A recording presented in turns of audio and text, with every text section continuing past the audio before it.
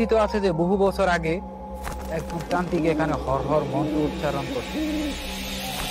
কিছু প্রাকৃত শক্তিকে ডেকেছিল, সেই শক্তি এখনো এখানে বিচরণ করে।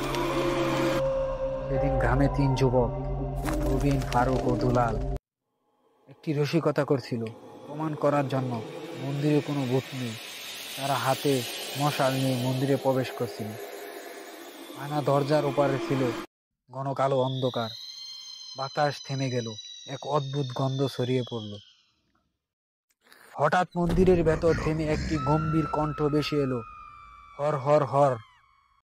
প্রথমে তিনজনে ভেবেছিল কেউ মজা করছে, কিন্তু মনে হচ্ছিল শব্দটি দেয়ালের ফাঁক থেকে, মাটির নিচ থেকে অথবা বাতাস থেকে আসছে। রবিন সাহস করে বলল, কে এখানে? তারপর মশাল নিভে গেল। চারদিকে ঘন অন্ধকার, ঠান্ডা বাতাসে তাদের শরীর কাঁপিয়ে তুলল। মুহূর্তের মধ্যে তারা দেখতে পেল মন্দিরের ভাঙা সিঁড়ি, উপরে একটি লম্বা ছায়া দাঁড়িয়ে আছে। তার চোখ আগুনের মতো লাল জ্বলছিল এবং মুখ থেকে একটা তীব্র হাসি বেরিয়ে আসছিল।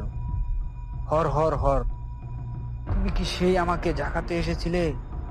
ফারুক দৌড়ের চেষ্টা করলো, কিন্তু তার পা যেন মাটিতে আটকে গেল। দুলালের গলা দিয়ে কোনো শব্দ বের হলো না, আর রবিনের কানে কেবল বাজতেই থাকলো হর হর। কথিত আছে সেই রাতের পর কেউ তাদের তিনজনকে দেখেনি।